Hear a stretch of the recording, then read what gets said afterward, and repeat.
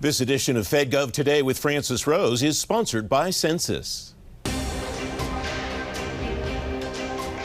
On this edition of FedGov Today with Francis Rose, the technology future of Homeland Security, trimming the attack surface at every federal agency, and a digital legacy for the Air Force. Welcome to FedGov Today with Francis Rose. The Science and Technology Directorate at the Department of Homeland Security is looking for new technology solutions for things like digital ID wallets and object tracking AI algorithms. It's connecting with other agencies on finding those solutions and adapting solutions other agencies are using for similar problems. Dimitri Kusnezov is Undersecretary for Science and Technology at the Department of Homeland Security. Dimitri, it's great to see you again. Thank you very much for joining me. What are some of the emerging technologies, formative technologies, that are affecting and impacting Homeland Security today? Hi, Francis. Great to see you again. Thank you. You know, I think it's a remarkable period of time right now, of really an uncommon moment of transformational change. The number of emerging technologies today is just exploding, and they're all evolving at their own pace, and they all have positive and negative impacts on our nation.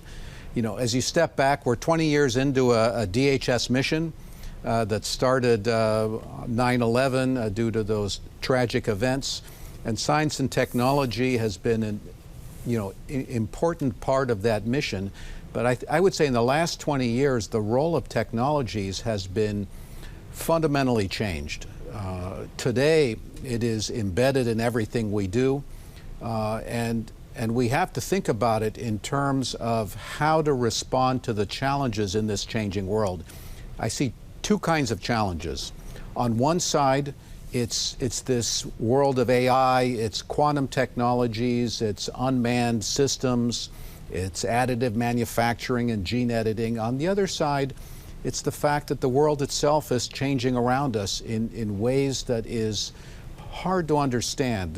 We not only serve all the components of Homeland Security, but also first responders.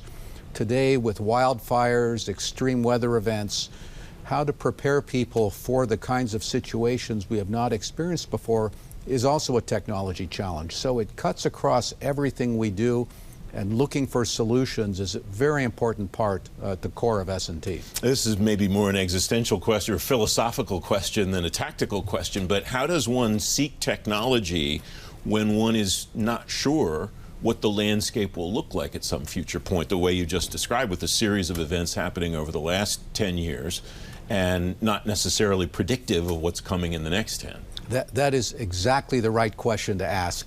You know, because I come from a world of strategic plans, but I've learned that trying to do a strategic plan in a time of greater uncertainty due to the world around us requires us to think differently. So I'm more in the mode of preparedness today. I think about preparedness plans. So, you know, to your question, how do you know where to go? Well, I think if we were trying to predict where the world was going to go, we would get it wrong, even from recent events.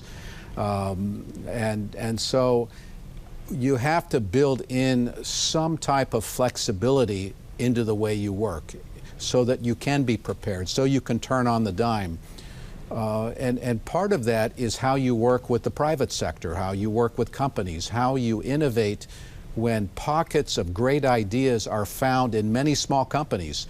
And sometimes you have to talk to them about co-innovation and working together to create things that will serve the Homeland Security missions but don't exist today and may be hard to just exist on their own because the market pull is not really significant. And so working with them to help them is part of the solution. It's not that we'll just look at and there's the answer. Life would be simple if all the answers were out there and we just had to go shopping and find the right one. It's going to take work on our part to find the right ways to innovate. You used a term that I don't think I've heard, at least in the government space before, and that's co-innovation. What does that look like? What's the model look like for an organization like DHS, maybe specifically S&T, or maybe the organization more broadly, and some company or group of companies that are pursuing a technology that may or may not yet be ready for use by DHS?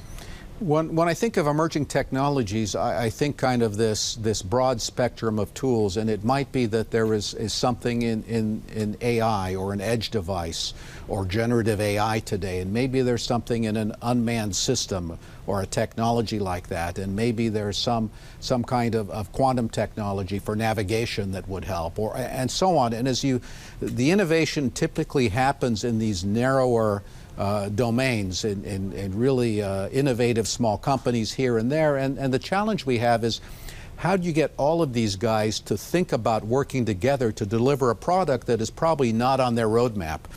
And can you do it in the way that we have, at least perhaps under NDA, visibility into their 5-year plan? A few years is good. And is there a place where investment on the margin can help have them meet their goals, but perhaps provide the value that we want? Or is there an agreement between them with all the IP protections that delivers something of common value to everyone and meets DHS needs? So I think we have to think about innovation in different ways, again, because of the rapid changes in the world today and the boutique nature of a lot of the needs we have. What is the best way for that technology and the companies and DHS to get together? Do you go find them? Do they come find you? Is it a mix of both, some other way? It's a mix of both. We do have innovation platforms. We are pushing that through that part of our organization. But I do spend a lot of time out there talking with people, trying to meet with business leaders, with universities, with many different organizations, to try and start these conversations. And you go pretty far afield, because the last time we were together was 3 or so weeks ago at a Defense and Homeland Security Forum, and you were on your way to some exotic location for this exact purpose. Yes, I was up in the Arctic. I was with the Norwegians. You know, there is an international aspect to a lot of the Homeland Security missions, in that a lot of our allies, partner countries, have similar interests, and there can be a lot of common purpose and value in trying to understand who has better ideas, how do we innovate together.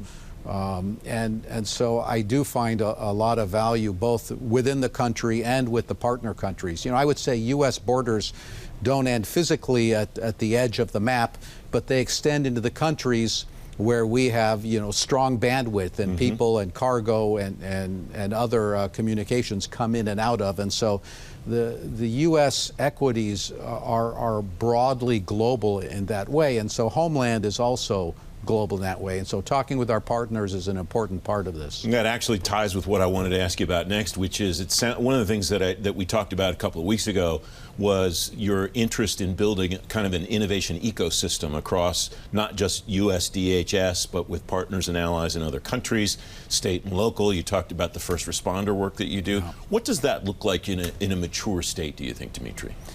You know, having at least a group of companies we can turn to, small and large, that know how to work with us. You know, we have some unique authorities. We have things like the Safety Act, which provides indemnification to companies who are going to invest in anti-terrorist related technologies. We use that to support you know, everything from Disney World to NFL stadiums to big venues.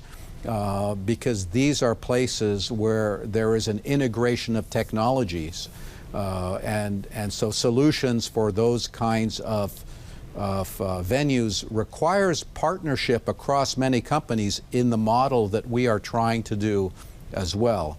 So I think a vibrant ecosystem will be a place we can turn to have deeper conversations to shape the kinds of things we're going to need, especially if we want to be prepared for what's coming. If we don't know what's coming, if adversaries have the jump on us in certain classes of technologies, how do we turn on a dime?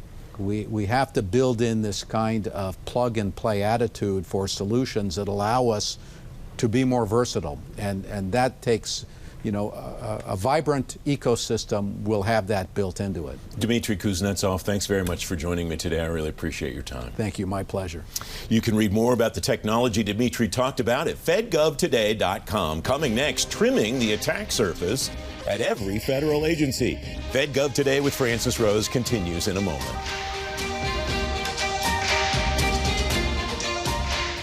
If you want insights from agency and industry leaders on the latest topics in technology, management, workforce, defense, and acquisition, sign up for the FedGov Today podcast with me, Francis Rose. I release new episodes every Tuesday and Thursday, so you'll stay up to date on the issues that matter most to federal government leaders. Listen at fedgovtoday.com and everywhere you get your shows. Don't miss out on the conversation. Follow the podcast today.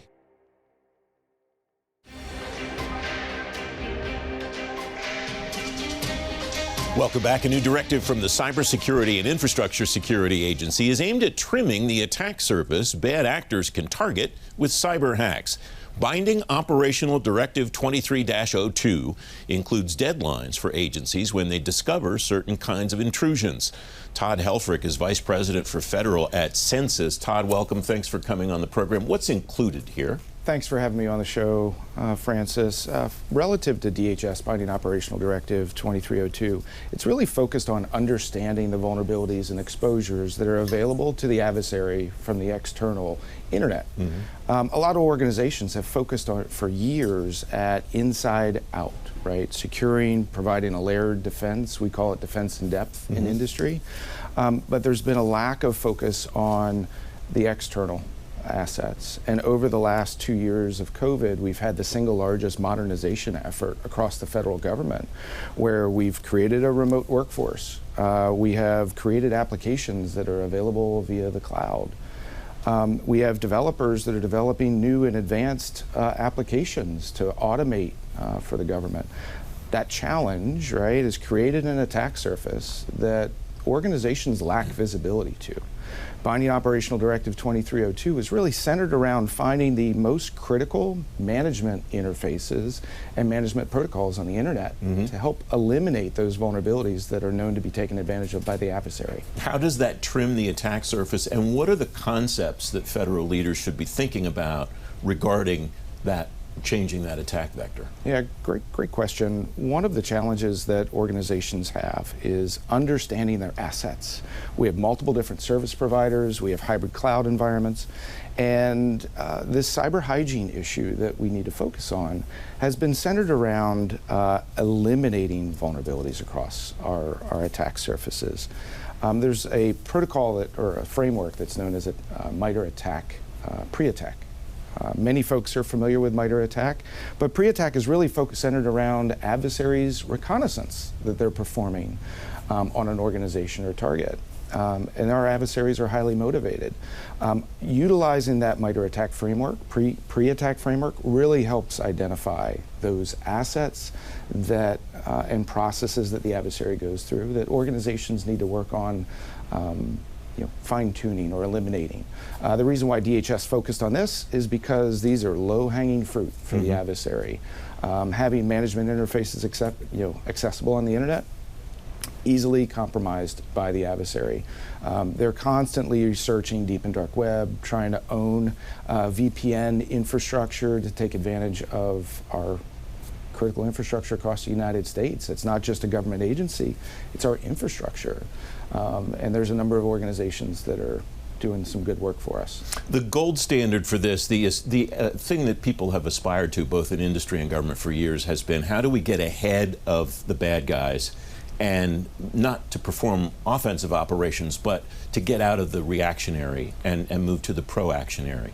Is this kind of moving in that direction? It sounds like with some of the techniques that you just described, that's where we're going. Everybody's trying to get left to boom, right? At the end of the day, I think the changes that we've seen in the greatest, modernization effort across the federal government is where we need to focus. All these changes that have taken place over the last 3 to 10 years has really changed the vulnerabilities and exposures that we have within our enterprise defenders environments. Identifying them, is sometimes really hard. It's not just run a vuln scan. It's look at associations, look at certificates, look at relationships of systems, look at your supply chain and your suppliers' vulnerabilities, because they, in too, could be inherited, right? And an adversary could take advantage of our suppliers and ultimately gain access to our enterprises. At some future point, what does the implementation of this BOD look like that when it's successful? What can the agency say exists or that they're doing or whatever, and what can CISA say they're overseeing the agencies doing that made this work? We have already seen a progression. We've seen systems that have been taken offline or reconfigured, if you will, to eliminate these security weaknesses. But this is an iterative process. This isn't going away, right? You know, as I bring on a new supplier, as I bring on new infrastructure, as I deploy new Kubernetes in my cloud, ultimately I'm going to potentially have vulnerabilities and exposures that the adversary is looking for. So it's important that it's an iterative process. Todd, thanks very much for joining me today. It's great to have you on the Francis, program. really appreciate the time today and appreciate you having me on the show. You can read more about the new BOD from CISA at fedgovtoday.com. Up next, a digital legacy for the Air Force. FedGov Today with Francis Rose continues in a moment. If you want insights from agency and industry leaders on the latest topics in technology, management, workforce, defense, and acquisition, sign up for the FedGov Today podcast with me, Francis Rose. I release new episodes every Tuesday and Thursday, so you'll stay up to date on the issues that matter most to federal government leaders. Listen at fedgovtoday.com and everywhere you get your shows. Don't miss out on the conversation. Follow the podcast today. Welcome back. The Air Force has, quote, fully bought into the Defense Department's zero trust strategy. The outgoing Air Force Chief Information Officer calls the strategy a forcing function for moving to the cloud.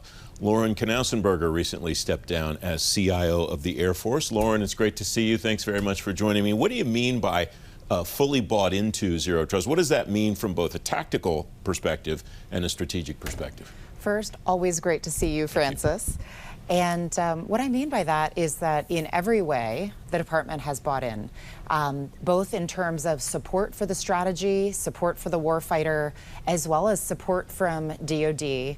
And that support is both strategically and in terms of funding. Mm-hmm. So this is something that the DoD writ large will spend billions of dollars on, because the zero trust strategy has become a North Star. All of those lines of effort within that strategy, they help us to improve our cybersecurity posture, to reduce our threat surface, to defend ourselves from increasingly sophisticated adversaries, while also providing additional benefits for user experience for warfighter effect.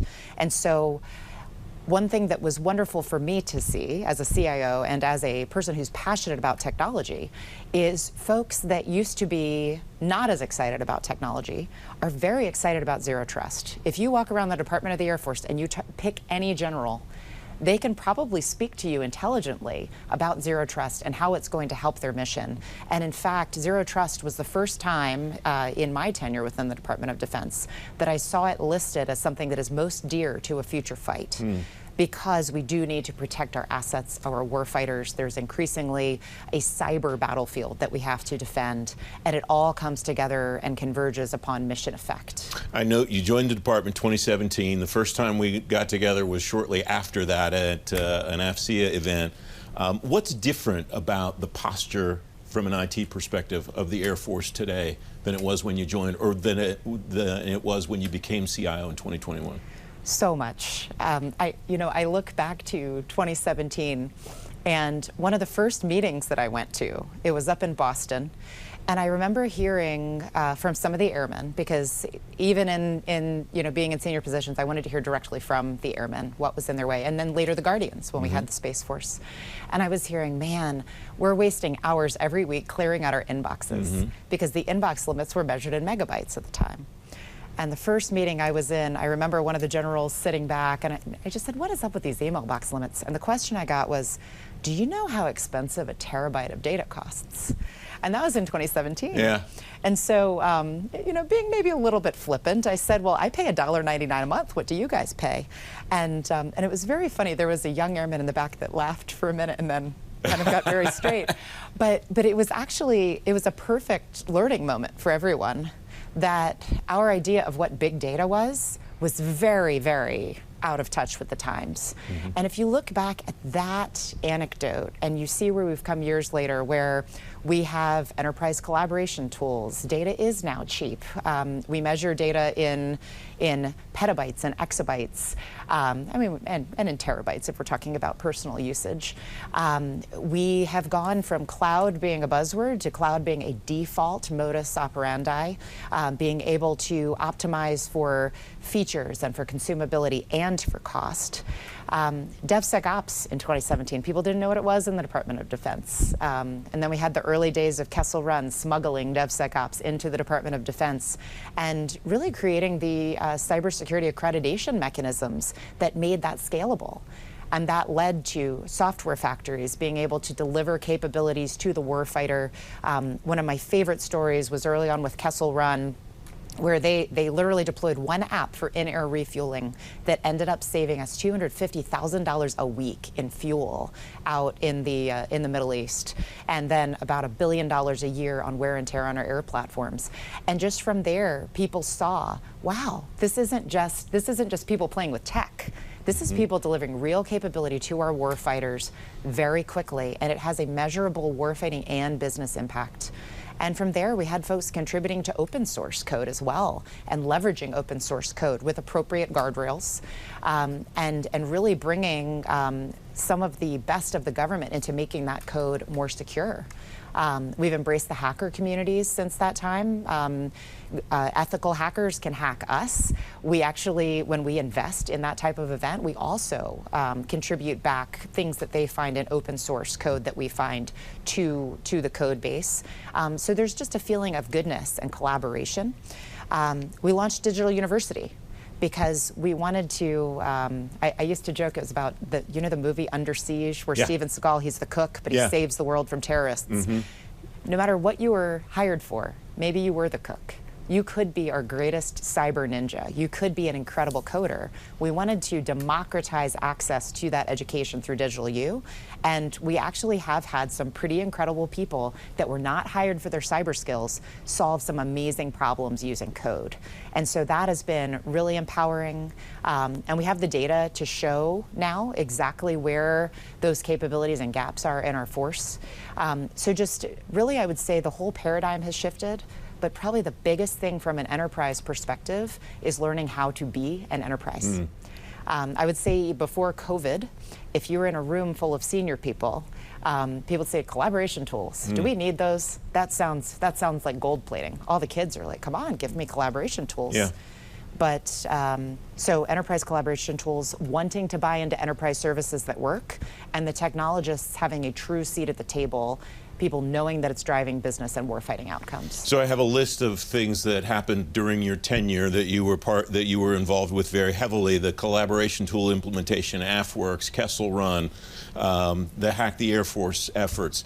Also on your watch, Fix Our Computers. And I noted, I saw that when it first came on LinkedIn. For people who don't know, it was a LinkedIn post by someone who was very frustrated with his IT.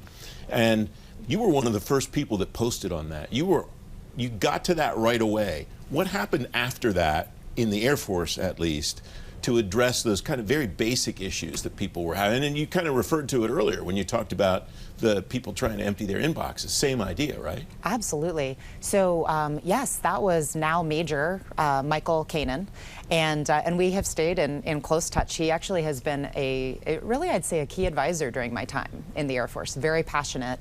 And when I saw that post come up, I remember I was actually I was walking out to my car, and I was headed to a meeting, and I actually responded to the post on my phone in my LinkedIn feed and kind of just laid out kind of what what my response was to it, and also just empathizing, because as a CIO, it was maddening to me too.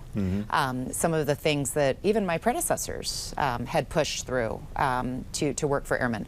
But what we've done since that time, first, we have instrumented the entire network for user experience. So when there's something going on, we can absolutely see, is it a local base throughput issue? Do we need to fix something with the bandwidth or the latency on the base? Is it your actual computer itself?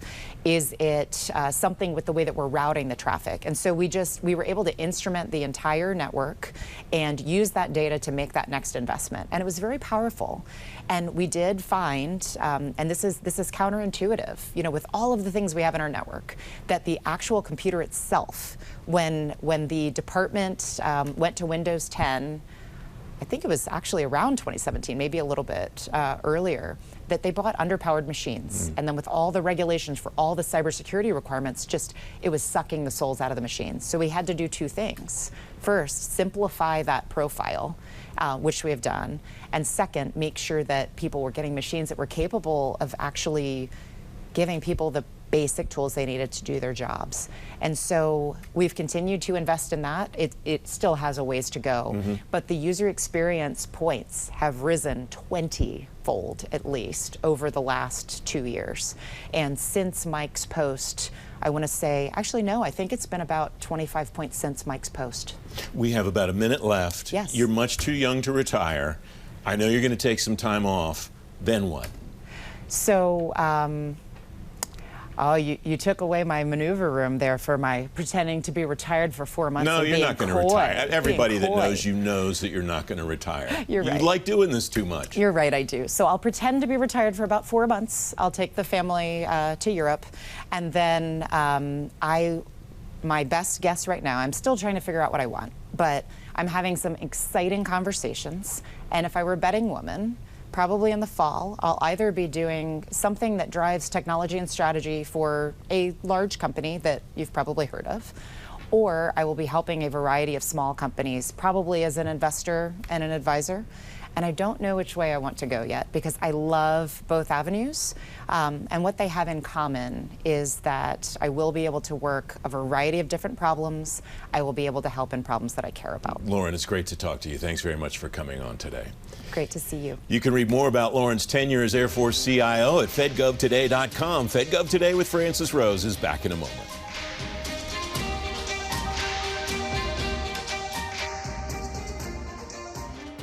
If you want insights from agency and industry leaders on the latest topics in technology, management, workforce, defense, and acquisition, sign up for the FedGov Today podcast with me, Francis Rose. I release new episodes every Tuesday and Thursday, so you'll stay up to date on the issues that matter most to federal government leaders. Listen at fedgovtoday.com and everywhere you get your shows. Don't miss out on the conversation. Follow the podcast today. FedGov Today returns next Sunday morning at 10:30. The Chief Information Officer at the Labor Department, Gundeep Ahluwalia, and the Commissioner of the Federal Acquisition Service at GSA, Sunny Hashmi, will be here. I'm Francis Rose. Thanks very much for watching. Have a great week.